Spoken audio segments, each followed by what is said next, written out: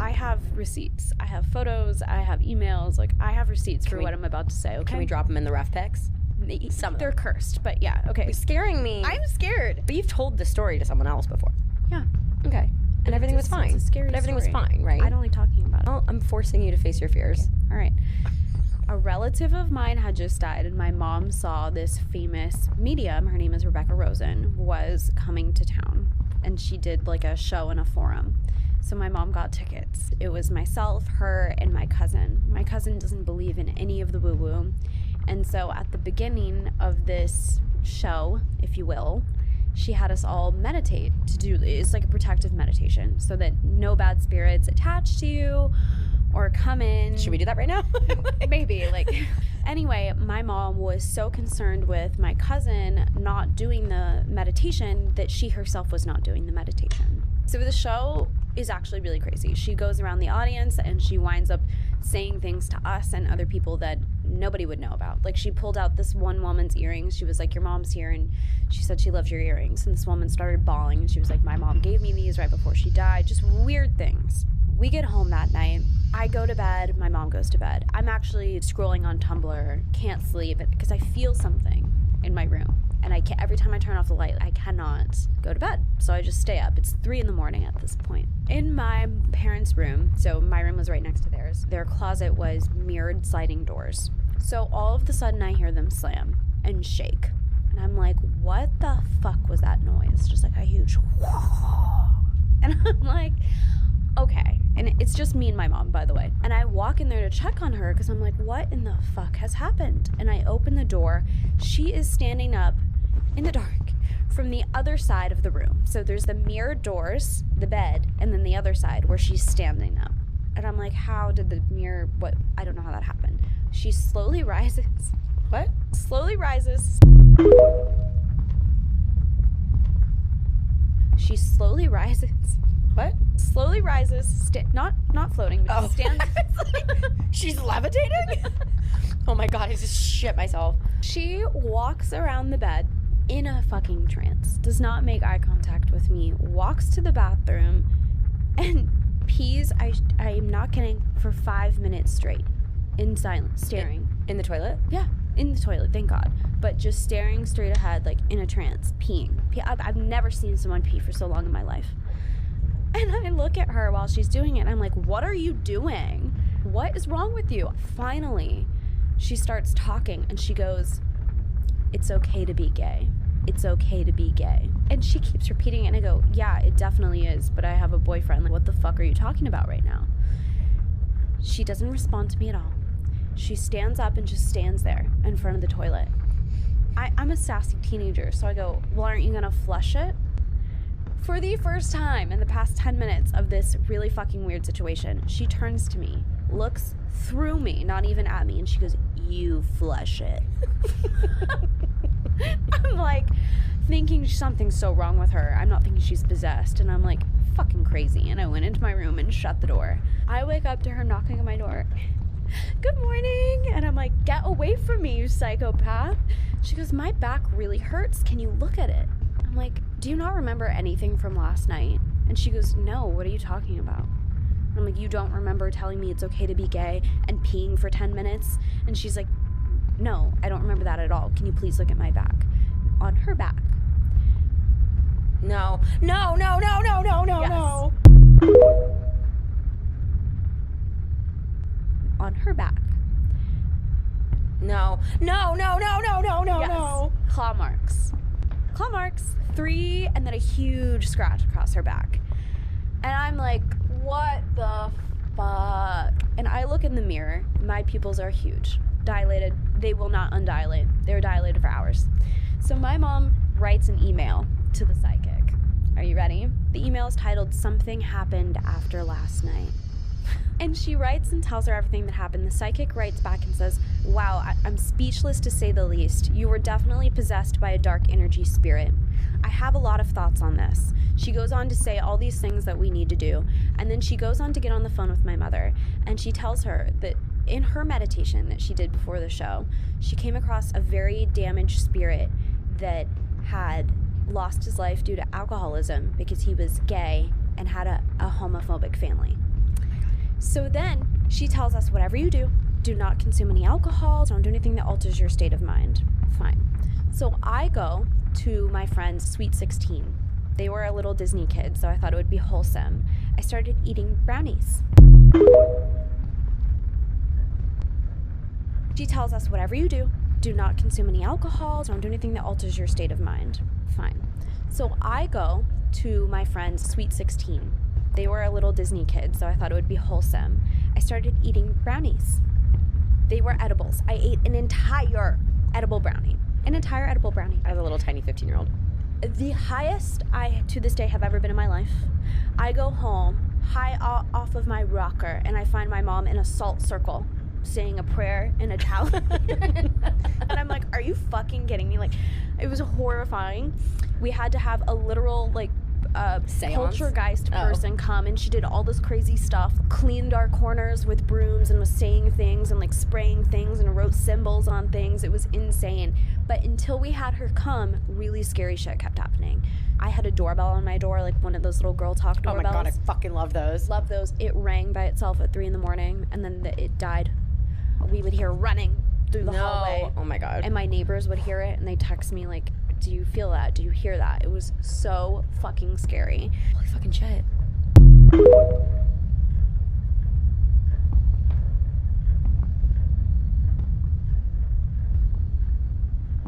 Tell me your craziest story about intuition and how it ended up being true. I want to be freaked out. I want to hear these stories and be like, what? I'll tell you mine.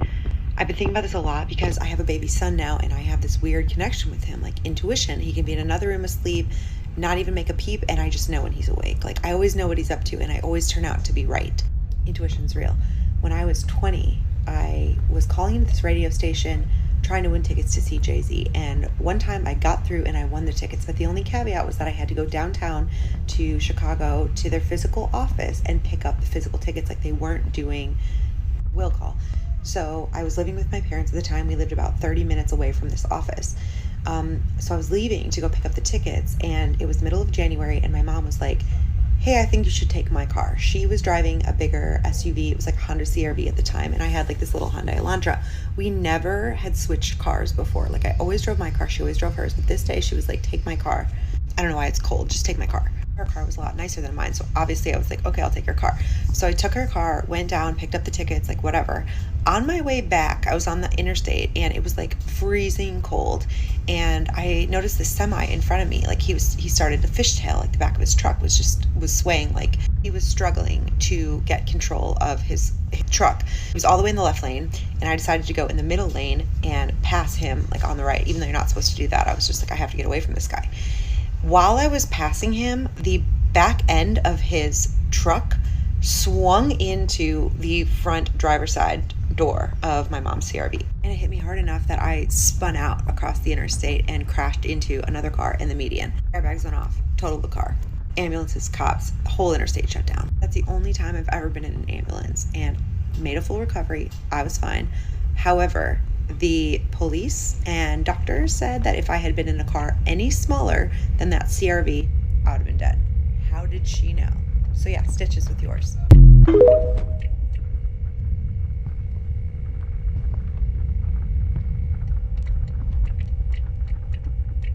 I need to tell you guys about the most insane evidence that I have ever seen of a ghost existing. Photos will be included. Backstory: I was at a company get-together with my CEOs, my coworkers, and one of the owners of the company. They've all looked at us and was like, hey, do you guys want to see a ghost picture? Immediately, yes. He begins to tell us that he was in New Orleans at a restaurant called Antoine's. New Orleans, first of all, super haunted city. If you know, you know. And Antoine's is one of the oldest restaurants in the city, one of the oldest restaurants, I believe, in America. It has a lot of history. It used to be a jail. It is a really well-established place, has been around forever. So he's dining at this restaurant, and he is offered a tour of the wine cellar. The wine cellar is huge, has thousands of bottles of wine, probably worth millions of dollars. So he's taking a tour of the wine cellar, he's taking pictures. There's this guy in the wine cellar on a laptop who is apparently at auction buying more rare wine for the collection. My CEO takes pictures of this guy on his laptop, doesn't think anything of it, he doesn't see anything, leaves the restaurant, calls it a day. The next morning, he's looking through the photos and notices something in one of the pictures that he took in the wine cellar. I'm going to upload the first picture that he took. There's nothing that immediately jumped out in this picture, but I want to give a baseline.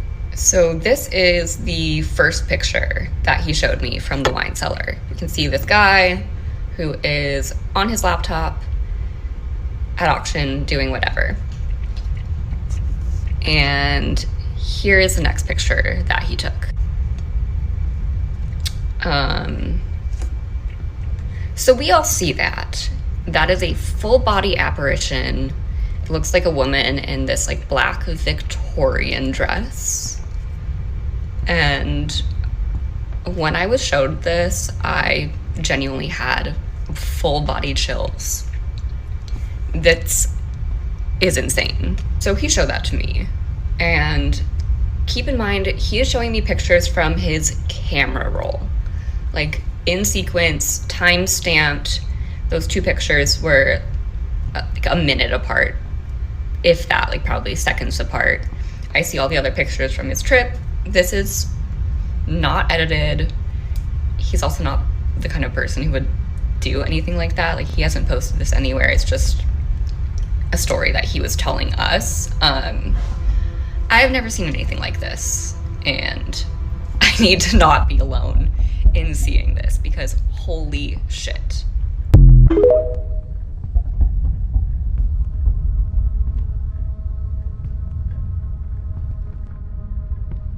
My sister got cursed in the Philippines. Yeah, in the Philippines, people spread bad energy through touch. Yeah. Me and my sister are eating breakfast. Yeah. There's a person that comes in. She's not related to us. Mhm. I see her approaching, and I'm already like, oh no. Just the vibes are off. The vibe was off. She misses me. Yeah. She goes straight for my sister. She goes, "You're so pretty. You're so pretty." Yo, that's Pwera Usog, right? Yes, That's what, yes, that's what I exactly call what it. is. And I see it in front of my eyes. I'm like, Casey, touch her back. And my sister's like, what? I'm like, oh my God, we're cooked. Oh, right? So I'm like, Casey, touch me. Yeah. Touch me. Just maybe this might work. So Yeah, like, yeah. it'll go to me. It didn't work, fam. She got so sick. Like, imagine like you're just staying in your bed for like maybe 6 hours. You can't move and shit. My mom calls in one of my aunts. She goes in the room and I'm waiting outside, right? My sister, obviously she looks like dead. She rubs like this like rubbing oil and she goes like this hard on her finger, right? Right after I look, the person that did it, she's over there.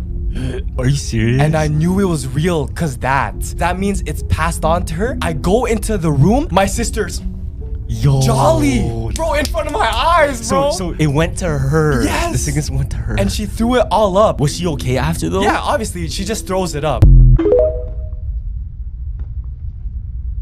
This is one of the craziest stories that my cousin told me. In the Philippines, he witnessed an exorcism in front of his eyes. They were in Vigan, going on like a sightseeing day trip. When they were on the bus, going to like different places, one of the girls that they were with noticed there was like a grandma staring at her. So they go on the bus, they go take their pictures and stuff like that. They go back on the bus. Fam, she's still in the same position. So this is where it gets really weird. They go and the grandma gets off. They go drive maybe like 30 minutes to another like tourist spot. Yeah. Fam, when they're taking pictures, they told me that they turned the corner and sitting there on the bench was the grandma again. Oh Again, they locked eyes. So when they went back to the bus, the girl said, I'm feeling really weird, like I'm not feeling like myself, right? My Kuya Mark just tells, maybe we just have to eat. They're at the dinner table. The girl says, guys, let's drink tonight. Kuya Mark, he got goosebumps when he said this to me. He said that the girl doesn't drink at all. She talked in a man's voice. that's crazy. She was like, guys, let's get drinks.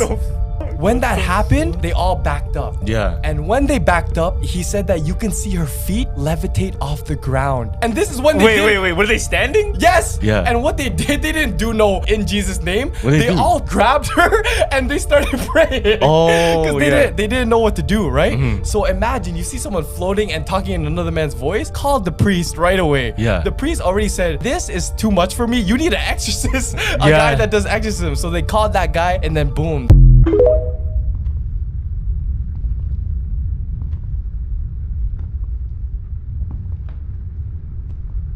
Have y'all seen that story about that Uber or Lyft driver that met the vampire in New Orleans? That story made me think about a story that happened to me that was similar, but it was in Atlanta.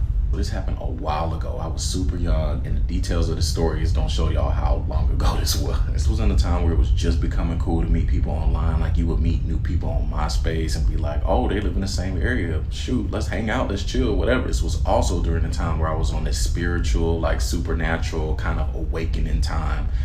And everything on my page was talking about like spiritual, supernatural stuff and whatever. So naturally, I would have interesting conversations with people who were like into the same thing. This kid hit me up who was about the same age as me, I think maybe a little bit older, and was asking me, hey, did you read about this? Did you read about this? Have you heard about this?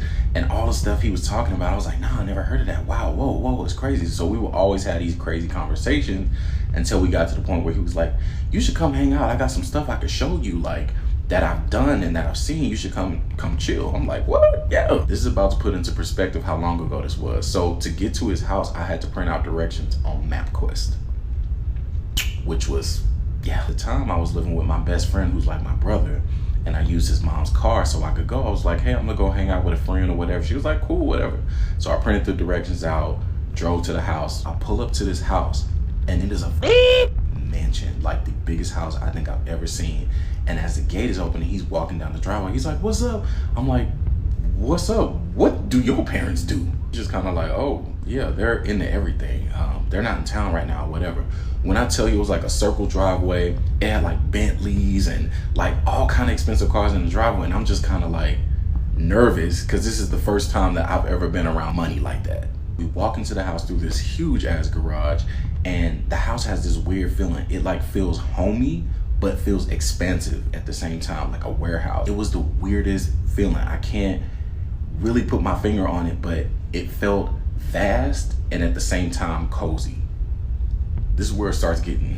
As we go through the house, each room is themed to like a different period of humanity. I'm talking like big suits of armor in one room, and then it's like Asian inspired stuff and ancient stuff. And I'm like, so do your parents collect things? Or at this point, I'm like, what's happening in here? We're walking through all these rooms, and we finally get to a hallway that looks just like any other house, any other hallway. His room was to the right. There was a restroom to the straight ahead, and then branches off to the left to other rooms and stuff. Normal. This is where it kind of linked to the other girl's story, and what made me think about this again was I remember the details, but I don't remember the details. Like, I remember we talked about socials, birth certificates. He was telling me how to use my brother's birth certificate to get him out of jail. Other kind of secrets about the country, the world, all kind of stuff I remember, but don't remember. I remember what he looks like, but I can't quite remember what he looks like. I remember what he sounds like. I remember what the room looked like. I remember what the bathroom looked like.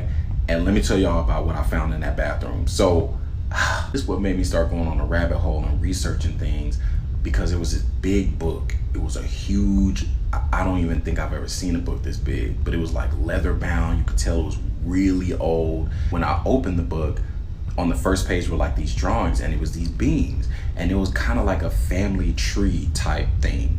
And the first one was saying like, this is this being, and then this is this being's kids, and then this is whatever. These beings looked like us, but pitch black. And these were drawings in the beginning. So the beginning of the book was drawings.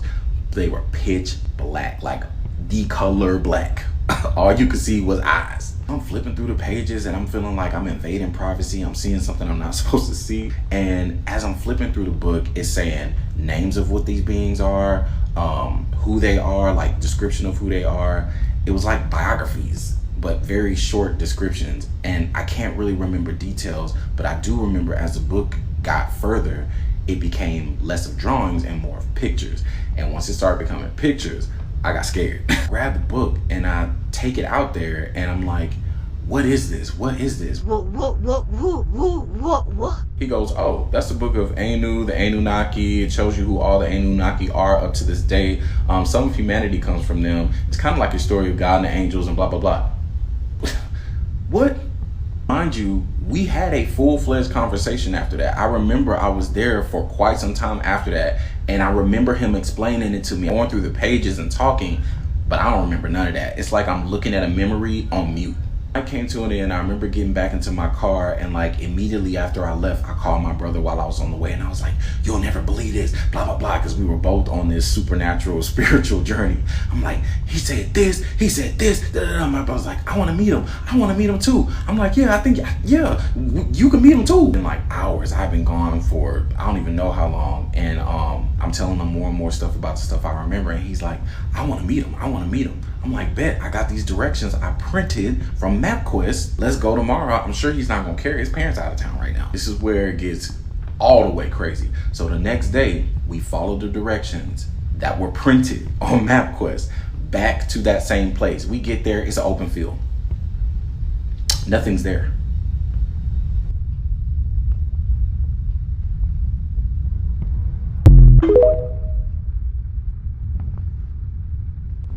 A dream. Okay. So my brother remembers this. I had the physical MapQuest directions that I remember throwing away a couple of days later.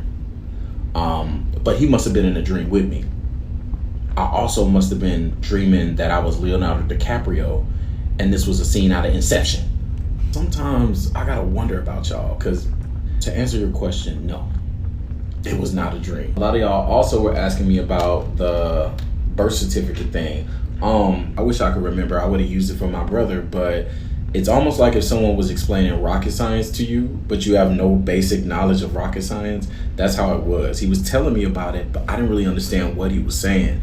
All I remember is that he was saying something about your birth certificate, whether it's the document or document number associated, has to do with reclaiming the ownership of that, and you can circumvent the system in a way. I don't know. I've never done research about that. I didn't even know where to start back then. Now, lastly, for those of y'all still asking me if I have the MapQuest directions from 15 years ago,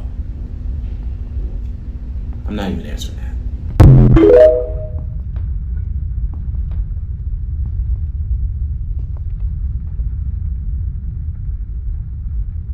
Have you ever heard of something called the not deer? Because that's what we're talking about tonight. The not deer is a cryptid, we'll call it, because I don't know what else to call it, that supposedly lives mainly in Appalachia. So anywhere where the Appalachian Mountains are, that's its home. It's a creature that looks like a deer from far away, but the closer you get to it, the more things that you start to see wrong with it. That can be multiple antlers, eyes in the front of its head instead of the side of its head, limbs that bend the wrong way, and sometimes deer that walk on hind legs. Now, there are deer that get up on their hind legs so that they can grab something off of a tree to eat. That's not what I'm talking about. I'm talking about deer that walk on their hind legs like a human does. Most of the people who have encountered this are driving on a road at night through a remote area, and they see a deer and they're like, oh, I need to slow down. There's a deer and it might jump out in front of me. And then the closer they get to it, the more things that they start to see are wrong with it. And everyone describes this feeling of dread, like they know something is wrong. The reason they're called not deer is because you know that's a deer, but it doesn't look like a deer. The best way I can describe it is if you are looking at something that you know has always looked like a certain thing, but there's just something off about it and you can't place it. Now, I haven't heard or seen any stories where this deer has done anything to harm people. It's just seeing something like that and you don't know what it is because it's not natural. So if you're ever out in the woods in the night, make sure you are keeping a lookout for the not deer.